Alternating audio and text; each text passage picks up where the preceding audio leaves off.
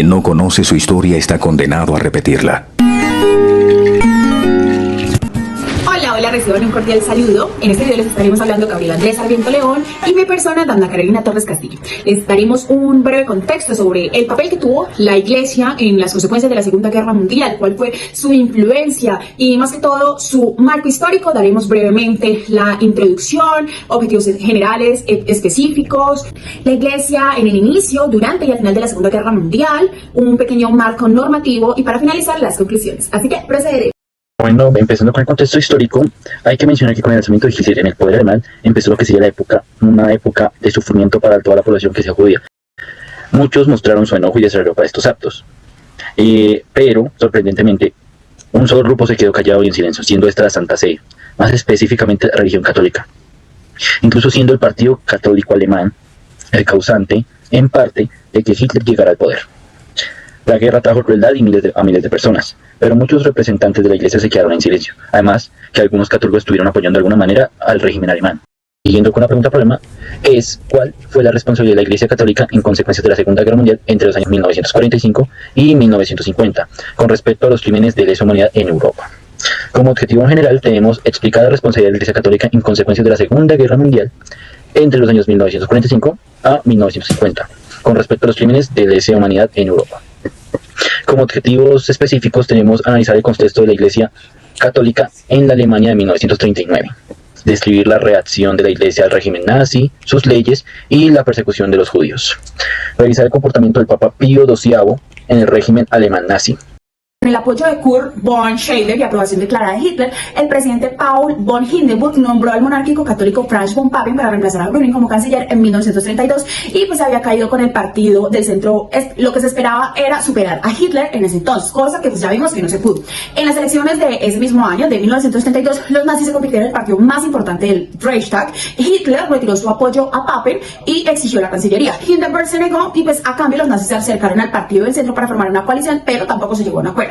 Entonces Papen disolvió el parlamento y el voto nazi pues también se redujo. Hindenburg nombró después a Hitler como canciller el 30 de enero de 1933 y en un acuerdo, en una coalición entre los nazis y los nacionalistas conservadores, se dieron cuenta que pues creyendo que falsamente podían domar a Hitler, los católicos alemanes se encontraron con la absorción del poder por parte de los nazis con aprehensión, ya que el clero superior había advertido muchísimos años antes y se inició entonces una amenaza, pero al principio lo que se inició o lo que comenzó fue una persecución esporádica de la Iglesia Católica en Alemania.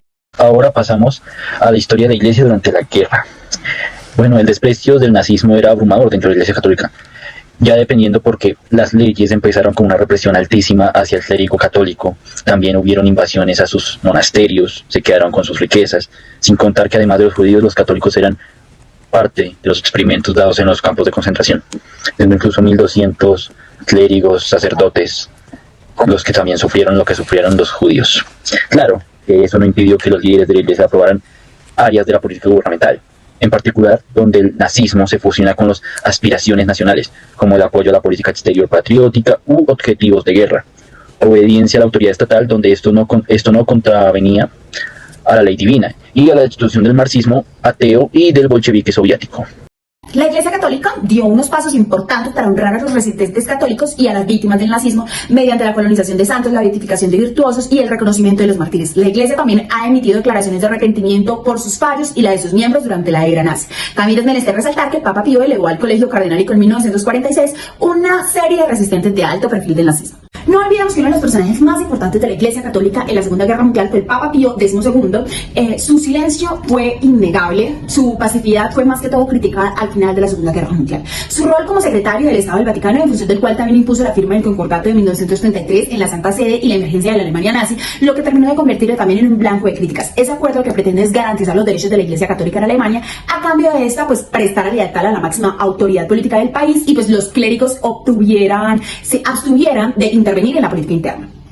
Como marco normativo tenemos las leyes de Nuremberg, que fueron aprobadas en el año 1935, y estas leyes los que nos decían eran sumamente racistas y nos decían que los judíos no podían tener los mismos derechos que los de raza aria. También tenemos el decreto 6945 del año 1945, por el cual el gobierno argentino adquirió al acta final de la Conferencia Interamericana sobre Problemas de Guerra y la Paz. También tenemos pues que las guerras son un tema universal y pues están los convenios de Ginebra. Por último tenemos que la creación de la Declaración Universal de los Derechos Humanos, que lo que quiere evitar es que se sigan cometiendo cometiendo este tipo de atrocidades y garantizar los derechos de las personas en todo el mundo. Para finalizar, vamos a hablar de los horrores del Holocausto judío. Bien, lo importante es la Iglesia Católica, puesto que siempre ha tenido una gran influencia en Europa, no solo desde lo moral o desde lo espiritual, sino también desde lo político. Por eso fue cuestionado el silencio que mantuvo el Papa Pío XII por mantenerse al margen del sufrimiento del pueblo judío, e incluso llegando a pensar que el Papa apoyaba al nazismo. Desde la Iglesia Católica y el catolicismo se ha avanzado en varias investigaciones que tratan de refutar esa indiferencia que tuvo el Papa, rescatando pues su labor y el auxilio prestado a los judíos, resaltando los múltiples puntos encontrados